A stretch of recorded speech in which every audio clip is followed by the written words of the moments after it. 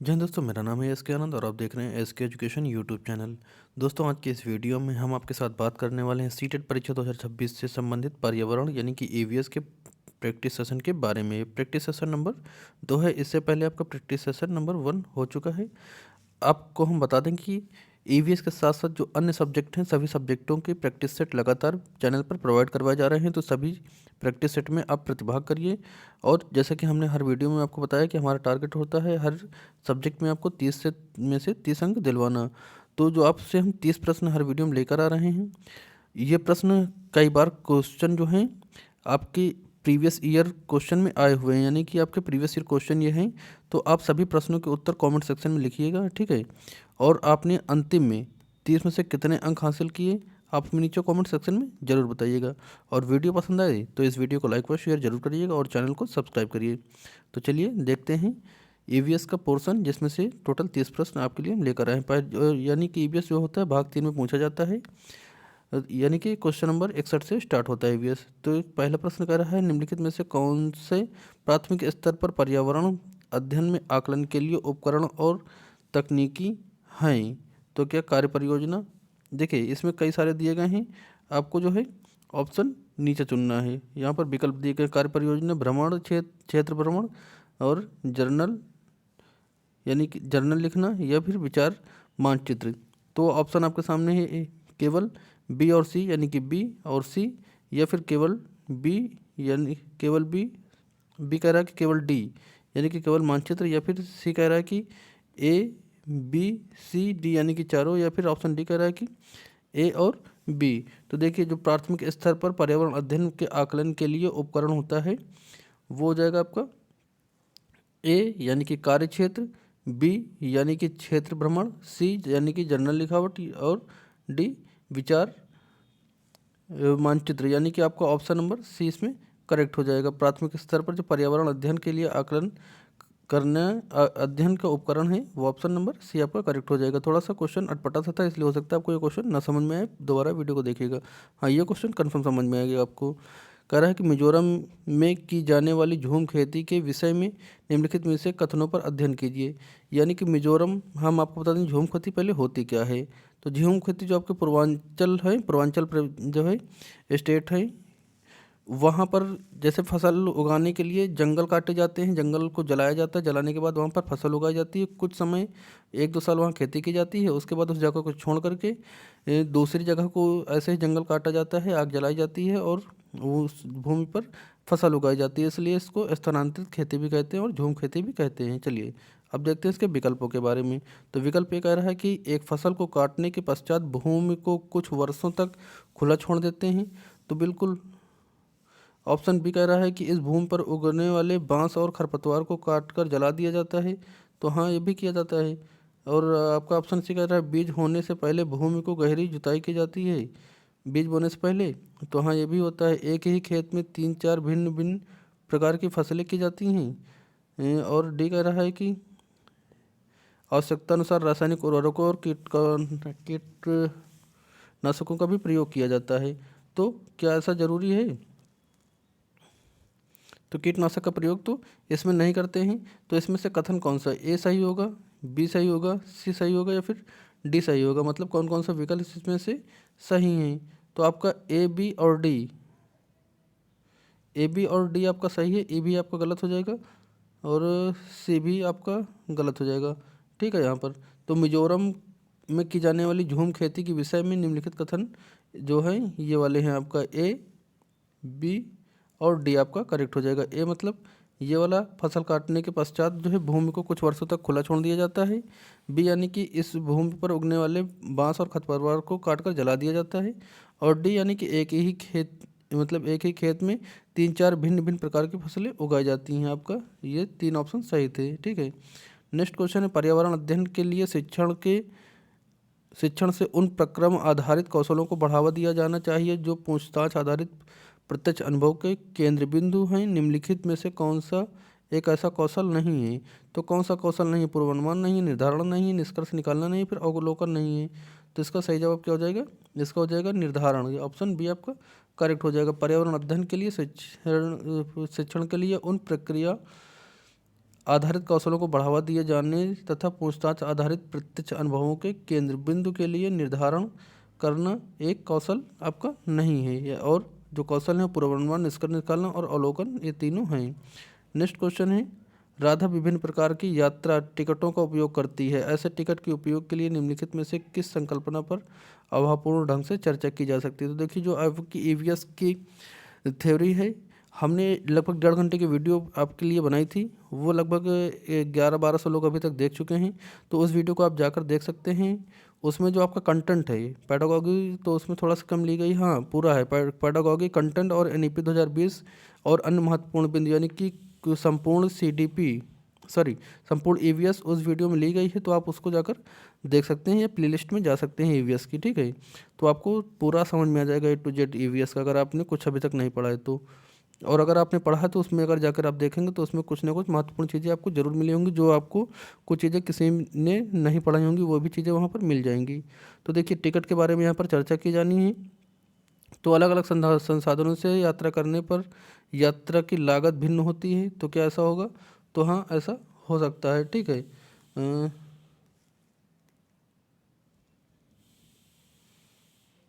लेकिन इसमें सटीक कौन सा होगा? यात्रा की लागत उन वाहन द्वारा प्रयुक्त ईंधन पर निर्भर करता है। और ऑप्शन सी कह रहे हैं सार्वजनिक परिवहन से एक दूसरे स्थान पर जाने के लिए हमें टिकट चाहिए। तो हाँ, ये भी हो सकता है। और आरक्षण प्रक्रिया की समझ, तो इसमें क्या क्या होता है, टिकट के बारे में क्या क्या चीज़ें इसमें सही हैं। तो यात्रा की उपयुक्त निर्भरता, इसमें आपका option C, A, B, C या D। एक मिनट रुकिएगा।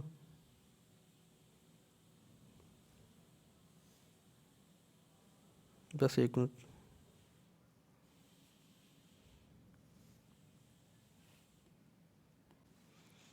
तो इसमें से आपको सही विकल्प को चुनना होगा कि इसमें से कौन कौन सी चीज़ें जो हैं वो इंक्लूडेड रहती हैं टिकट पर। तो इसमें सही जवाब क्या हो जाएगा? ऑप्शन सी आपका सही हो जाएगा। अलग अलग साधनों से यात्रा करने के लिए यात्रा की लागत भिन्न भिन्न हो सकती है, ठीक है।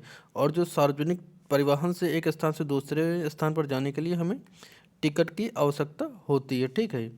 तो आपका ऑप्शन सी आपका करेक्ट हो जाएगा। नेक्स्ट क्वेश्चन है, प्राथमिक विद्यालयों के, अच्छा बात करेंगे जो टिकट की, तो टिकट में क्या क्या चीज़ें आपकी दी होती हैं। अगर आपसे ये रिलेटेड क्वेश्चन पूछे कि जो आपका ट्रेन का टिकट होता है, रिजर्वेशन टिकट, उसमें क्या क्या चीज़ें होती हैं, ठीक है।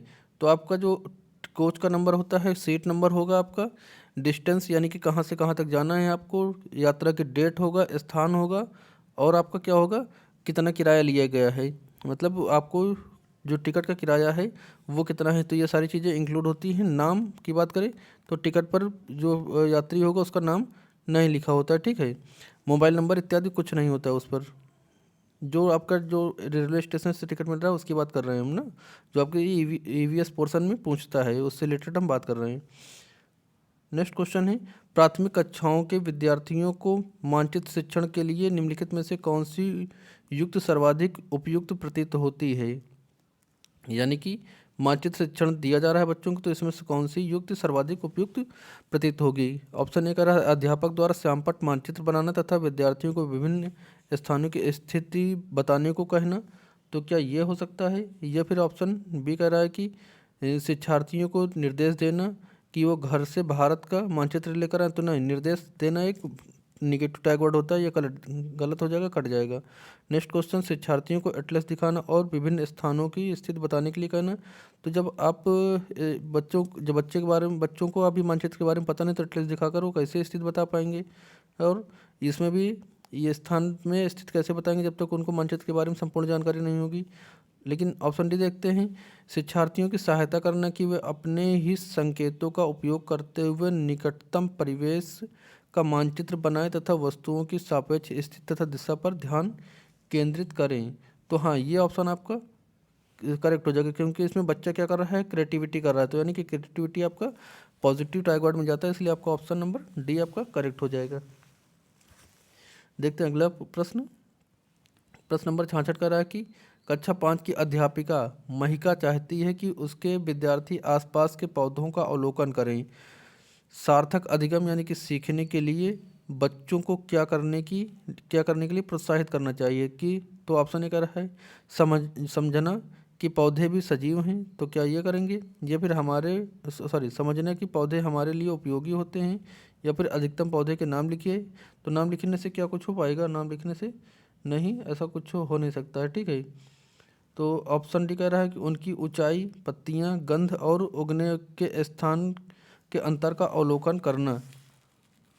तो देखिए अवलोकन एक जो है, अगर उसने कहा कि आसपास के पौधों के बारे में, तो आसपास के पौधों के बारे में बिल्कुल सही ऑप्शन जा रहा है डी, क्योंकि जो उनके आसपास के पौधे हैं उनकी ऊंचाइयाँ देखें, पत्तियाँ देखें, उसके जो गंध होती है वो कैसी होती है पत्तियों की, और उगने का स्थान कौन सा होता है, इन सभी पर अंतर करना और अवलोकन करना। तो इस तरह से जो है आसपास के जो विद्यार्थी के आसपास के पौधे होंगे उसके बारे में अवलोकन कर लेगा। तो ऑप्शन नंबर डी आपका सही हो जाएगा। अवलोकन करना दिया था, पूछा था, अवलोकन करना आपका सही हो जाएगा।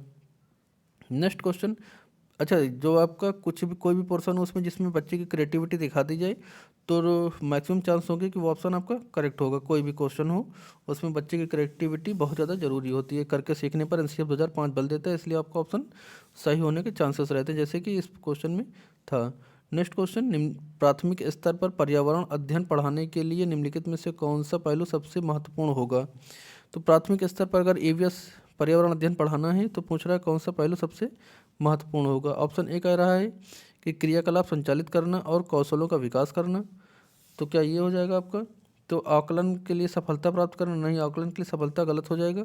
ऑप्शन सी कह रहा है कि विज्ञान की आधारभूत संकल्पनाओं और धारणाओं को समझाना।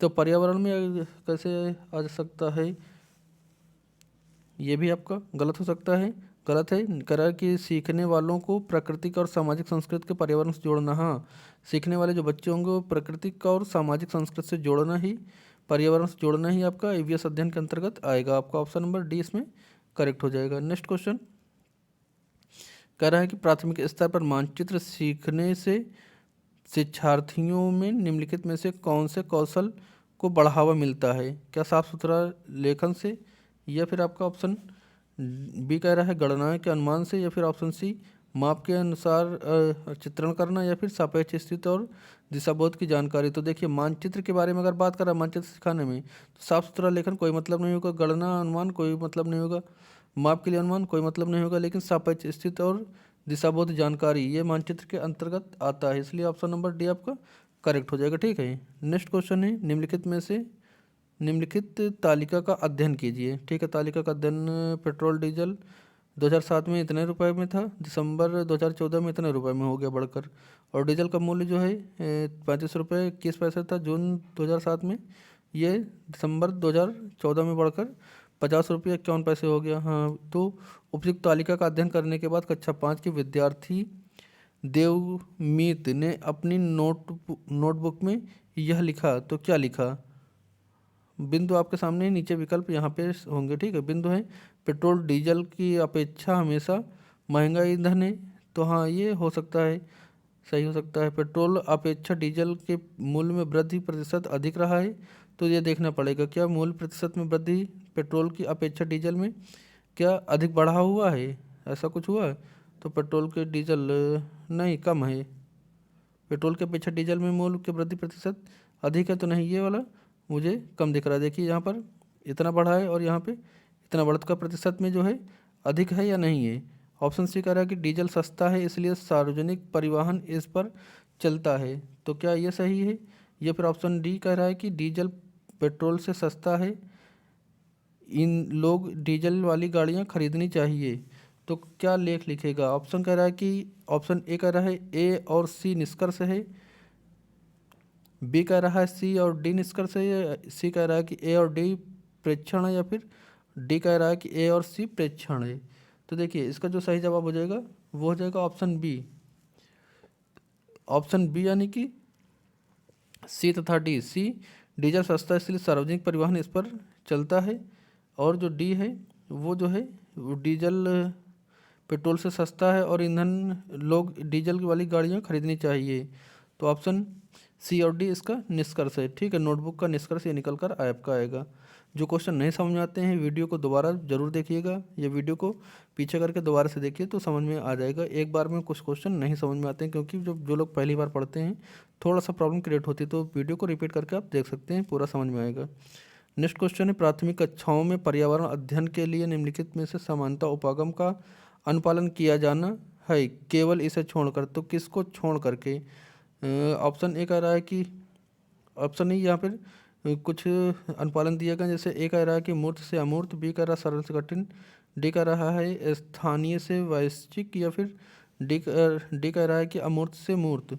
तो इसमें कोड कौन से सही होगा? केवल बी सही होगा, केवल डी सही होगा, केवल ए बी सही होगा, और केवल बी सी आपका सही होगा।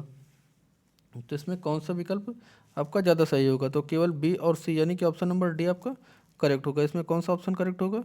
बी और सी, यानी कि आपका सरल से कठिन और स्थानीय से वैश्विक, इसको छोड़ करके, मतलब छोड़ने की बात यहाँ पे की, तो इस बात को ध्यान रखिएगा, केवल इसे छोड़ करके।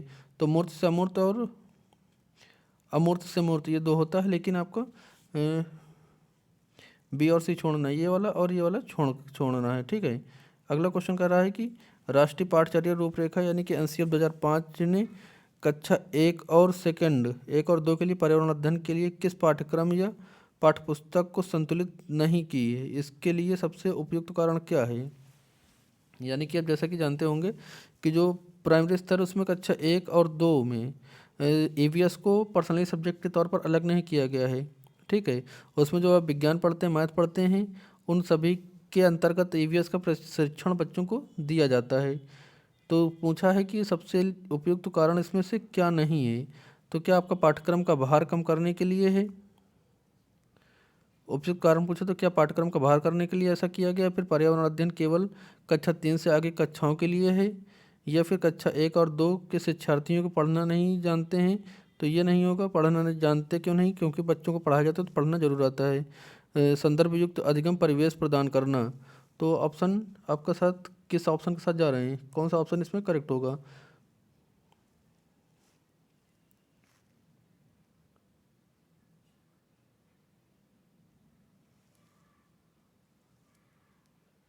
तो इसमें ऑप्शन नंबर डी आपका सही होगा, संदर्भ अधिगम परिवेश प्रदान करना। तो आप ऑप्शन नंबर डी आपका करेक्ट होगा, ठीक है। नेक्स्ट क्वेश्चन है, एक अध्यापक को कक्षा 5 के विद्यार्थियों को हमारे देश के भोजन की सांस्कृतिक विविधताएं पढ़नी है। इस पर विषय को पढ़ाने के लिए सर्वोत्तम विधि निम्नलिखित में से क्या है? ऑप्शन ए कह रहा है कि, देखिए क्वेश्चन फिर से देखिएगा, अध्यापक को कक्षा 4 के विद्यार्थियों को हमारे देश के भोजन व सांस्कृतिक विविधताएं पढ़ानी है। तो इसके लिए निम्नलिखित में से सर्वोत्तम विधि कौन सी होगी पढ़ाने के लिए? क्या विभिन्न प्रकार के खाने के बीजों के चित्र वाले फ्लैश कार्ड दिखाएं? तो क्या ये ज़रूरी होगा? तो नहीं, ये नहीं होगा। अपने देश के विभिन्न राज्यों के विभिन्न लोगों द्वारा खाए गए जाने वाले विविध भोजन के बारे में विद्यार्थियों को एक प्रोजेक्ट परियोजना दें, या फिर विद्यार्थियों से पूछें कि उन्होंने क्या खाया, उसके बाद चर्चा करें, या फिर आपका जो है विद्यार्थियों से कहें कि अपने परिवार के भोजन के बारे में सूचना एकत्र करें। तो किसके द्वारा हो पाएगा ये? तो यहाँ पर देखिए, जो कक्षा 4 के विद्यार्थी होंगे, विद्यार्थियों को हमारे देश के भोजन की सांस्कृतिक विविधताओं पढ़ाने के लिए राज्यों के विभिन्न लोगों द्वारा खाए गए भोजन के बारे में जानकारी हासिल करने के लिए तथा संबंधित विषयों पर प्रोजेक्ट बनाने के लिए उन्हें दीजिए, ठीक है। प्रोजेक्ट बनाने के लिए देंगे तो अलग अलग जो राज्य के बारे में जानकारी है इकट्ठा करेंगे, यानी कि कौन से राज्य में कौन सा भोजन खाया जाता है उस पर वो अपना रिसर्च करेंगे, अपना जानकारियाँ इकट्ठा करेंगे। तो वो ये वाला आपका करेक्ट आंसर होगा, ऑप्शन नंबर बी, ठीक है। नेक्स्ट क्वेश्चन है, कह रहा है यदि हम पक्षियों का अवलोकन करते हैं तो यह पाते हैं कि अधिकांश पक्षी अपनी गर्दन अत्यधिक हिलाते हैं, इसका कारण क्या है? देखिए, इसको भी हमने एकदम सटीक मतलब एकदम ढंग से पढ़ाया है पक्षियों के बारे में, ठीक है। वीडियो अभी ज़्यादा नहीं, अभी हाल ही की पढ़ाई हुई है हमारी। तो उसमें क्या होते हैं, अधिकांश पक्षियों के नेत्र स्थित होते हैं और घूम नहीं सकते। ऑप्शन ए आपका करेक्ट है, ठीक है। ऑप्शन ए आपका करेक्ट है। जो अधिकांश पक्षी होते हैं उनका नेत्र स्थित, यानी कि जो पुतलियाँ होती हैं वो स्थिर होती हैं, इसलिए वो इधर उधर देखने के लिए अपना गला लगातार अत्यधिक हिलाते रहते हैं, घुमाते रहते हैं, ठीक है। कान टेढ़े मिलते, ये गलत हो जाएगा आपका। दो पक्षियों के नेत्र होते हैं, ये भी गलत हो जाएगा। नेत्र, ये भी गलत हो जाएगा। आपका ऑप्शन सही एक है। अच्छा, झटके से कौन सी चिड़िया गर्दन हिलाती है? तो चिड़िया है मैना। और सर्वाधिक जो है, सर्वाधिक यानी 360 डिग्री गर्दन कौन घुमा सकता है? तो यह है उल्लू। उल्लू 360 डिग्री घुमा लेगा अपनी गर्दन, और मैना झटके से गर्दन को घुमाएगी, झटके से, ठीक है। तो इस बात का भी ध्यान रखिएगा। और जैसे चीलबाज होते हैं, ये मनुष्य का कितना गुना देख पाते हैं? तो ये मनुष्य का 4 गुना देख पाते हैं। सीधा क्वेश्चन में आपके आता है कि पक्षी चीलबाज इत्यादि, सॉरी, पक्षी में चीलबाज गिद्ध इत्यादि जो मनुष्य का कितना गुना देखते हैं? तो 4 गुना। वहीं अगर पशुओं की बात की जाए, जैसे शेर, चीता, बाघ हो गया, तो वो मनुष्य का 6 गुना देख पाते हैं। इससे रिलेटेड वीडियो पड़ी है, जाकर आप देख सकते हैं, ठीक है, इस चैनल पर। अगला क्वेश्चन है, कह रहा है कि रीना आम पसंद करती है, वह उन्हें जाड़े के लिए संरक्षित करना चाहती है। निम्नलिखित में से कौन सा तरीका संरक्षण के लिए सर्वाधिक उपयुक्त है? तो हमने आपको ये भी बताया कि कौन सा खाद्य पदार्थ किस तरह से उसको संरक्षित किया जा सकता है। तो आम को क्या कर रहा है, आम को कैसे संरक्षित करना चाहिए? तो क्या अचार और पापड़ बनाकर? तो हाँ, बिल्कुल, अचार और पापड़ अगर बनाएंगे आम का, तो वो आप उसको रख सकते हैं, काफ़ी समय तक वो ख़राब नहीं होगा। तो ऑप्शन ए ही आपका करेक्ट हो रहा है यहाँ पर। बाकी के ऑप्शन ना ही पढ़िए, छोड़ दीजिए, कोई दिक्कत नहीं है, क्योंकि प्लास्टिक के थैलों में रखेंगे तब भी ख़राब होगा, रेफ्रिजर में वंचित ये भी ख़राब हो जाएगा, जूस तैयार करके रखेंगे तो ये भी आपका ख़राब होगा। अचार और आम का पापड़ आपको आम सुरक्षित करने के लिए बनाया जाता है। नेक्स्ट क्वेश्चन है, केरल के निकटवर्ती राज्य कौन से हैं? तो देखिए, केरल के निकटवर्ती राज्य कौन सा होगा? तो केरल कहाँ पड़ता है आपका? केरल पड़ता है आपका साउथ में। तो क्या तमिलनाडु और आंध्र प्रदेश होगा, या फिर कर्नाटक और महाराष्ट्र होगा, फिर आंध्र प्रदेश और कर्नाटक होगा, या फिर कर्नाटक और तमिलनाडु होगा? तो देखिए, अच्छा, अब इसका जो है एक वीडियो हम जनरेट करके आपको दे देंगे कि कौन से राज्य किस राज्य के बगल में है, और दिशा संबंधित हम आपको बता देंगे कौन सा राज्य कितने दिशा मतलब किस दिशा में पड़ता है। वैसे एक बात बताइए, आपको दिल्ली और मुंबई के बीच में दूरी कितनी है? जो आपका सीट पूछता है, दिल्ली से मुंबई की दूरी, तो देखिए 1400 किलोमीटर है, ठीक है। दिल्ली और मुंबई की दूरी जो है 1400 किलोमीटर है, इस बात को ध्यान रखिएगा। तो इसमें सही जवाब क्या हो जाएगा? जो केरल के निकटवर्ती राज्य कौन से होंगे? तो केरल भारत का प्रांत है जिसकी राजधानी क्या है? जो केरल की राजधानी क्या है? तिरुवनंतपुरम है, ठीक है। और यहाँ की भाषा क्या है केरल की? तो यहाँ की भाषा मलयालम है। और इसकी पड़ोसी जो राज्य हैं वो तमिलनाडु और आंध्र प्रदेश है, यानी कि आपका ऑप्शन नंबर ए आपका करेक्ट हो जाएगा। केरल की राजधानी क्या है? तिरुवनंतपुरम। यहाँ की भाषा क्या है? मलयालम है। इसके पड़ोसी राज्य कौन से हैं? तमिलनाडु और आंध्र प्रदेश, ठीक है। नेक्स्ट क्वेश्चन, निम्नलिखित में से हमारे देश के किस राज्य के अधिकतर लोग नारियल के तेल में पकी हुई समुद्री मछली खाना पसंद करते हैं? तो क्या मिजोरम की, गोवा की, जम्मू कश्मीर की, या बिहार की? तो ये कहाँ पर कौन सा भोजन खाया जाता है? कौन से लोग जो है नारियल के तेल में मछली पकाकर खाते हैं, कौन से लोग सरसों के तेल में पकाकर मछली को खाते हैं, या कौन सा भोजन कहाँ पर खाया जाता है? इस पूरी जानकारी जो है आपका ईवीएस वाली जो क्लास है उसमें मिल जाएगी। तो देखिए, इसमें सही जवाब जो आपका होगा वो हो जाएगा गोवा।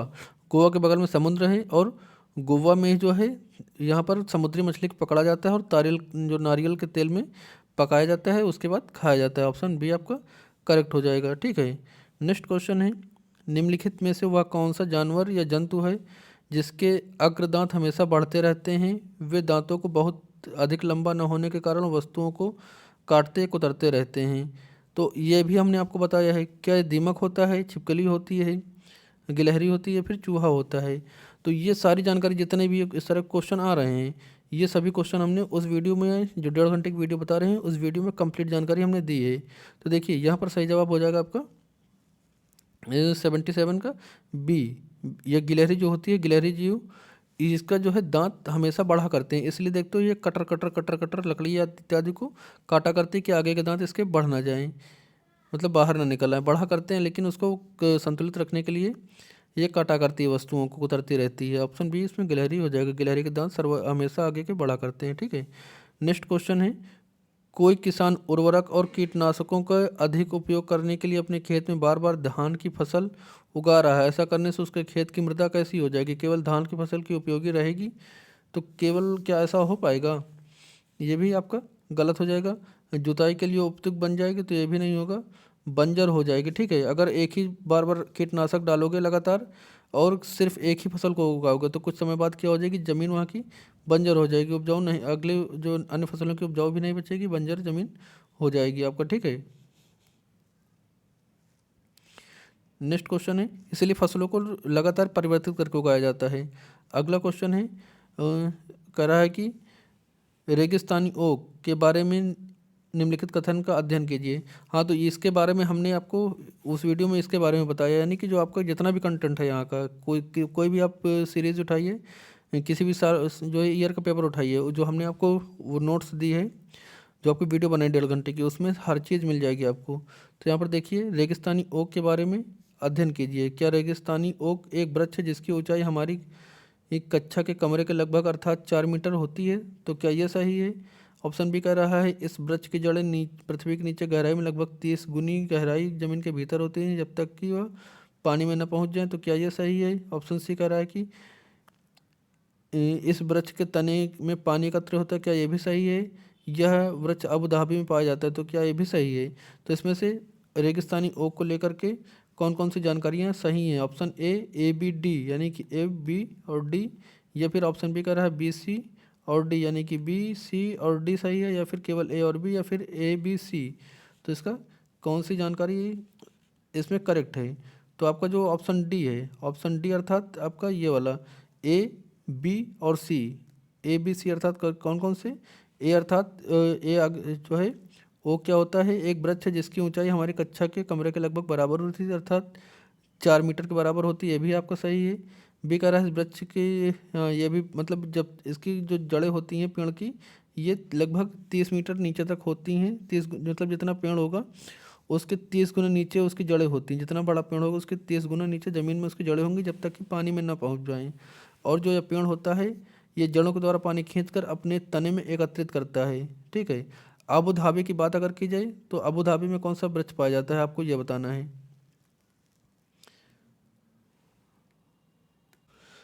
आपने ईवीएस पढ़ी भी होगी तो आप कमेंट में मुझे ये बताइएगा कि अबू धाबी में कौन सा वृक्ष पाया जाता है। ठीक है, नेक्स्ट क्वेश्चन, कोई व्यक्ति, ये देखिए कोई व्यक्ति है 2 तारीख 1 महीना यानी कि 1 जनवरी 2015 को मडगांव से नगर कोइल जाने के लिए रेलगाड़ी में बैठता है और 7:45 पर मनगांव से चलती है, और अगले दिन वह अर्थात ये जो है 2 तारीख को मान लो कोई निकलता है 7:45, अर्थात ये एएम का टाइम है। 7:45 मतलब एएम का टाइम है, सुबह निकलता है। और अगले दिन यानी कि 3 जनवरी 2015 को 4:45 पर नागरकोइल पहुंचती है रेलगाड़ी। ठीक है, यदि इन दोनों स्टेशनों के बीच की दूरी 1140 किलोमीटर हो तो रेलगाड़ी की औसत चाल क्या थी, आपको ये बताना है। तो इस प्रश्न में सबसे पहले आप क्या करेंगे, इस प्रश्न में सबसे पहले आप काम करिए कि यात्रा में कितना समय लगा है, यानी कि 7:45 से अगले दिन का 4:45 के बीच में टोटल ये समय हुआ कितना। तो टोटल ये बना जाके 21 घंटे आप ऐड करेंगे तो टोटल 21 घंटे होगा जाके। ठीक है, एएम से एएम का है, 21 घंटे का टाइम होगा। और दूरी कितनी दी है, तो 1140 किलोमीटर। तो चाल बराबर क्या होता है, चाल बराबर दूरी बटे समय होता है ना, दूरी बटे समय आपने पढ़ा होगा मैथमेटिक्स इत्यादि में। तो जो आपने आपने चाल निकाली है, ये समय आपने निकाला है 21 घंटे ना, 21 घंटे से आप इसको भाग दीजिए। 1140 जो है इसको 21 से अगर भाग देंगे तो ये लगभग पहली बार में 5 बार जाएगा, फिर 4 बार में जाएगा, यानी 54 किलोमीटर प्रति घंटा। 54 किलोमीटर प्रति घंटा कहाँ पे है, ऑप्शन ए आपका करेक्ट हो जाएगा, ऑप्शन ए आपका करेक्ट हो जाएगा। सबसे पहले क्या करना है आपको, नहीं समझ में आया तो फिर से देखिए। सबसे पहले समय, सुबह 7:45 पर 2 तारीख को निकला था बंदा, रेलगाड़ी पर बैठा था, और जो रेलगाड़ी है अगले दिन यानी कि 3 तारीख को सुबह 4:45 पर पहुंच जाती है, यानी कि 45 और 7 से 4 जाएंगे तो 21 घंटा टोटल हो जाएगा, 21 घंटा। और जो आपको चाल निकालने के लिए क्या करना होता है, दूरी बट्टे समय सूत्र लगाना होता है। तो दूरी आपकी 1140 दी है और आपने चाल निकाल ली है, ये आपने समय निकाला है, तो जो चाल निकल कर आएगी वो 54 किलोमीटर प्रति घंटा की आएगी।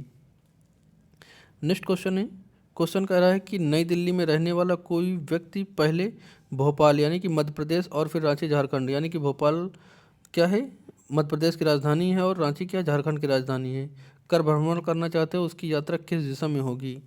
तो देखिए जो झारखंड है, झारखंड बिहार के बगल में पड़ता है, और आपका एमपी जो है ये आपका यूपी के नीचे और इधर नीचे मतलब यूपी से एकदम सटा हुआ है, ठीक है। तो क्या पूर्व दिशा में और फिर दक्षिण दिशा में जाएगा, तो क्या ये होगा, या फिर आपका ये आपका नहीं होगा। और क्या पश्चिम दिशा और फिर दक्षिण दिशा में, तो ये भी नहीं होगा। दक्षिण और फिर पूर्व, हाँ दक्षिण फिर पूर्व, यानी कि नई दिल्ली में रहने वाला व्यक्ति अगर दिल्ली दिल्ली से भोपाल मध्य प्रदेश जाना है तो उसे पहले दक्षिण में जाना है। देखो जो जो आपका दिल्ली है ये कहाँ पड़ता है मैप में, अगर आप देखते हैं, देखिए छोटा सा मैप हम बनाते हैं, कोशिश करते हैं, बना तो पाएंगे नहीं, कोशिश करते हैं, कुछ ऐसा बना होता है ना। तो दिल्ली कहीं यहाँ पर है, आपका एमपी कहीं यहाँ पर है, ठीक है। और जो आपका है क्या झारखंड, तो ये यहाँ पर है, झारखंड रांची यहाँ पर, यहाँ कहीं पर है, एक मिनट, यहाँ कहीं पर है।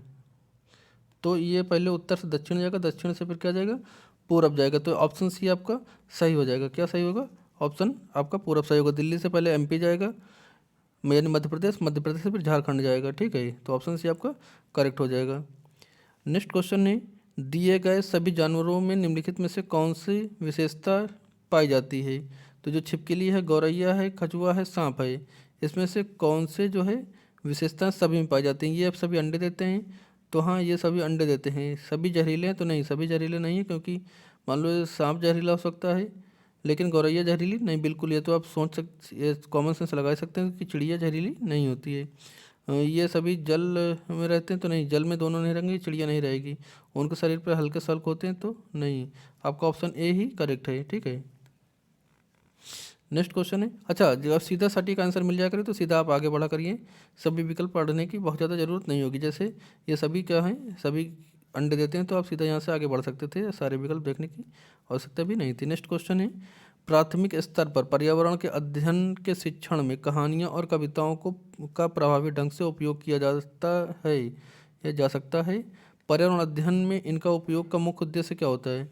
तो क्या कक्षा की विविधता की पूर्ति होती है, क्या इसके लिए, तो नहीं इसके लिए नहीं होगा। सीखने के लिए संदर्भगत वातावरण प्रदान करना, तो हाँ ये ऑप्शन सही, लेकिन फिर भी देखिए पाठ आनंददायक के लिए और कौशलों को बढ़ावा देना नहीं। जो आपके कोई भी लेसन होता है पर्यावरण अध्ययन में, उसमें जो कहानियाँ होती हैं, कविताएँ होती हैं, ये प्रभावी ढंग से उपयोग किया जाता है कि सीखने के संदर्भगत वातावरण प्रदान करना इनका काम होता है, कहानियों और कविताओं का। ऑप्शन बी आपका करेक्ट हो जाएगा। नेक्स्ट क्वेश्चन है, कह रहा है कि एक प्राथमिक स्तर पर अध्यापिका जलाभाव के विषय में अपनी कक्षा 4 के विद्यार्थियों को प्रभावपूर्ण तरीके से किस प्रकार करेगी। जो प्रभावपूर्ण तरीके से पढ़ाना है वो कैसे पढ़ाएगी। क्या बच्चों को जल संरक्षण पर नारे लिखने के लिए कहेगी, तो नहीं इससे नहीं कुछ होगा, ठीक है, नारे लिखने से कुछ हो नहीं सकता। उपयुक्त विषय में एक लिखित परीक्षा आयोजित करना, नहीं परीक्षा भी नहीं करवानी होती। यह पता करने की उन्हें अपने दैनिक जीवन में जल की बचत कैसे आरंभ की है, तो हाँ ये हो सकता है। पोस्टर बनाने के लिए गतिविधि पर, यह भी नहीं होगा। आप ऑप्शन सी के साथ जा सकते हैं, एकदम करेक्ट होगा। बच्चे खुद पता करें कि उन्होंने अपने दैनिक जीवन में जल की बचत कैसे आरंभ की, आपका ऑप्शन सी आपका एकदम करेक्ट हो जाएगा।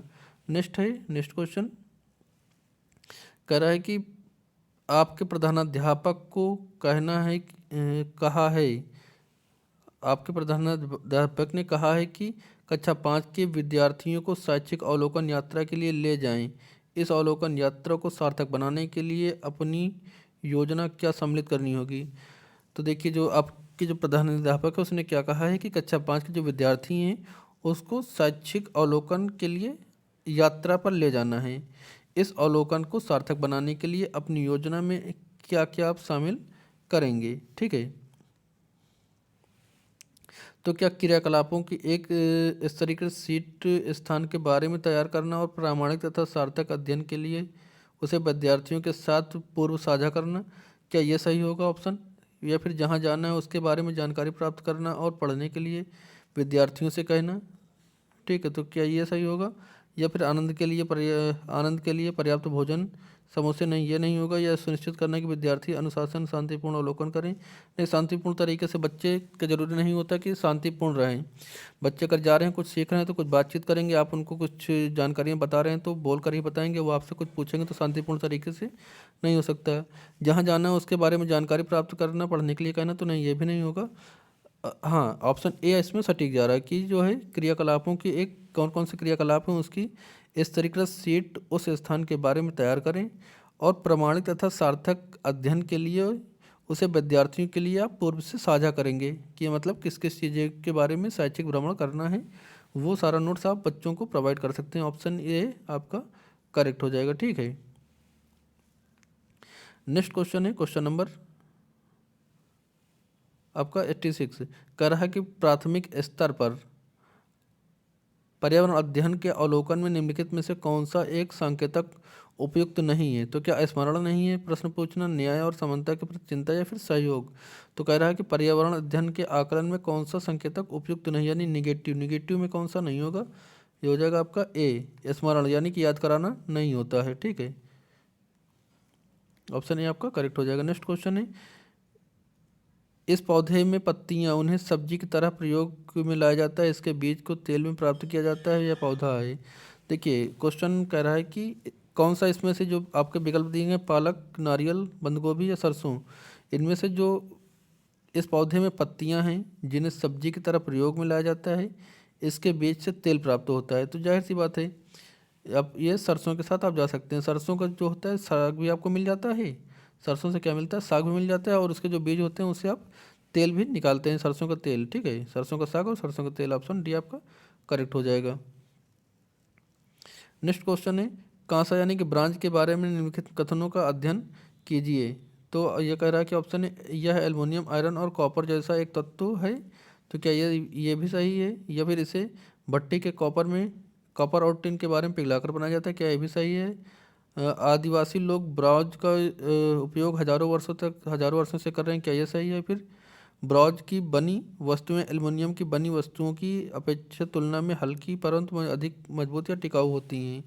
तो कौन सा विकल्प सही है, ऑप्शन ए यानी कि ए डी, ऑप्शन बी कह रहा है केवल बी और सी, ऑप्शन ए सी कह रहा है ए बी और सी, या फिर ऑप्शन डी कह रहा है कि ए सी और डी।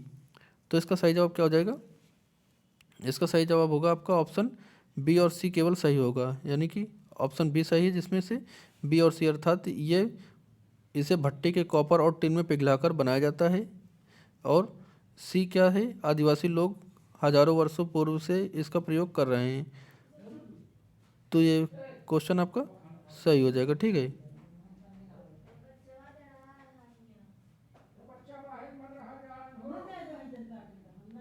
अच्छा कांसा के बारे में कुछ चीज़ें और जानिए। जो कांसा होता है वो कॉपर यानी कि Cu तथा टिन यानी कि Sn, ये तत्वों से मिलकर बनाया जाता है। जो टिन यानी कि कांसा का जो प्रयोग होता है वो सिक्के बनाने, बर्तन बनाने, मेडल बनाने और पानी के जहाज में जो भाग बनते हैं चांदी के सिक्के, चांदी के सामान तथा विद्युत लेपन में इसका प्रयोग भी किया जाता है। अगला क्वेश्चन है, निम्नलिखित में से कौन सा मच्छर होने से फैलने वाले रोग समुच्चय हैं। तो कौन मच्छर से फैलने वाले रोग कौन कौन से हैं, क्या चिकनगुनिया, मलेरिया, बुनियादी बुखार ये होगा, या फिर हैजा, डेंगू, मलेरिया ये होगा, या फिर चिकनगुनिया, डेंगू, मलेरिया ये होगा, या फिर चिकनगुनिया, हैजा, मियादी बुखार। तो देखिए जो बुखार होता है ये सॉरी जो मच्छर होते हैं, मच्छर से कौन कौन से रोग फैलते हैं। तो इसमें चिकनगुनिया, डेंगू और मलेरिया ये सभी जो होते हैं मच्छर के काटने से होते हैं। हैजा काहे से होता है, तो हैजा जो गंदगी आदि से होता है। ठीक है, तो हैजा जहाँ जहाँ पर है इसको आप बाहर कर सकते हैं।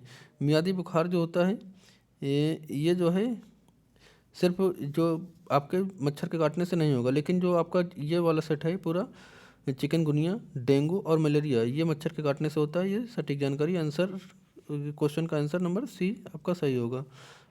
अच्छा यहाँ पर एक क्वेश्चन दिया गया है, यदि राज्य के मानचित्र के एक सिरे पर यह लिखा था कि 1 सेंटीमीटर बराबर 10 मीटर, यदि इस मानचित्र के किन्हीं दो शहरों के बीच की दूरी जो है मापी जाती है, तो इन दोनों शहरों के बीच का वास्तविक दूरी क्या है। अच्छा क्या लिखा था यहाँ पर, 1 सेंटीमीटर बराबर क्या था, 1 सेंटीमीटर बराबर 110 सेंटीमीटर था। ठीक, तो इसलिए क्या हो जाएगा, 1 मीटर बराबर क्या होगा, 1 मीटर बराबर 100 सेंटीमीटर हो जाएगा। ठीक, तो दो शायरों के बीच की दूरी क्या हो जाएगी, 9.7 सेंटीमीटर, 9.7 सेंटीमीटर होगी। तो शायरों की वास्तविक दूरी की बात की जाए तो ये जो है 9.7, इसको क्या कर दीजिएगा, गुणा 110 कर दीजिएगा, गुणा 110, जब 110 को 9.7 से जब आप मल्टीप्लाई करेंगे तो आपका निकल कर के आएगा 1067 मीटर। यानी कि 1 मीटर में कितने किलोमीटर होंगे, तो 1,000 मीटर में कितने किलोमीटर होते हैं, तो 1,000 मीटर में बराबर 1 किलोमीटर होगा। ठीक, 1 किलोमीटर होगा। तो यहाँ पर क्या आ जाएगा, 1.67, यानी कि ऑप्शन नंबर ए आपका करेक्ट हो जाएगा। नहीं समझ में आया फिर से देखिएगा। देखिए जो आपका पैमाना दिया था ऊपर, यहाँ पर ऊपर जो दिया है, ऊपर स्लाइड वीडियो को थोड़ा पीछे करिएगा, देखेगा आपको 1 सेंटीमीटर दिया था वहाँ पर 110 सेंटीमीटर, 1 सेंटीमीटर बराबर क्या दिया गया था, 110 सेंटीमीटर दिया गया था।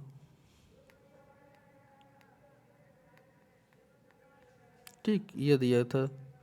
ठीक है, और 1 सेंटीमीटर बराबर क्या हो जाएगा, इसलिए 1 मीटर बराबर क्या हो जाएगा, 100 सेंटीमीटर होगा। तो 1 सेंटीमीटर बराबर क्या हो जाएगा, 110 सेंटीमीटर। तो दो शायरों के बीच की दूरी जो है 9.7 सेंटीमीटर आएगी। दोनों ये 9.7 सेंटीमीटर दी गई है। ठीक है, और जो ये है इसको आप क्या करेंगे, 110 से आप गुणा करा दीजिएगा, सीधा आपका इधर निकल कर आएगा आंसर, ऑप्शन ए। तो ये थे दोस्तों ईवीएस के लगभग आपके पूरे 30 क्वेश्चन आपके कंप्लीट हुए। अब आप इन 30 क्वेश्चन में से आपने कितने सही विकल्प, सही आंसर दिए हैं, आप नीचे कमेंट में ज़रूर बताइएगा। वीडियो पसंद आए तो वीडियो को लाइक और शेयर करिएगा, और जो कमियां आपकी हुई हैं उन पर थोड़ा सा ध्यान दीजिएगा। अगला जो प्रैक्टिस सेशन करवाएंगे तो उसमें उन कमियों को दूर करने की कोशिश करिएगा। उम्मीद करेंगे जानकारी पसंद आई होगी। वीडियो पसंद आई तो इस वीडियो को लाइक और शेयर करिएगा। आपको यह क्लास कैसी लगी, आप इस बारे में भी अपने व्यक्तिगत राय नीचे कॉमेंट सेक्शन में ज़रूर बताइए कि वीडियो आपको कैसी लगी। ठीक है, मिलते हैं नेक्स्ट प्रश्न पत्र के साथ, नए प्रैक्टिस सेशन के साथ। तब तक के लिए जय हिंद।